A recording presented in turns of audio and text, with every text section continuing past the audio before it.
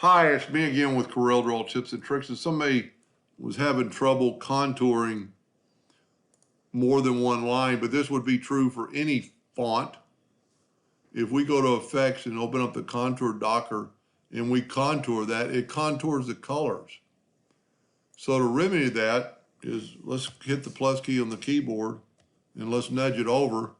Let's left click, right click, and now we can contour just that. Go up to Object, break Contour apart, and then nudge the contour back over. That would be true with any just one word. Let's just type out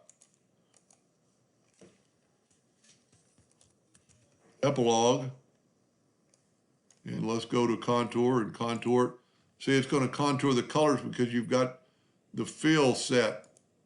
And you could go through there and probably have no fill, but it's a lot easier just to take it, make a plus key, left click, right click so there's no color.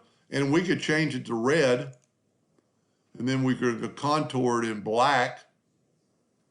We've got rounded corners to the outside, a ½ inch. That in that case is probably too much. You can always change it to 0.2, contour it. Go up to Object, break Contour apart, and then grab the contour and just move it over. Anyway, hope that helped a little bit. Thank you for watching.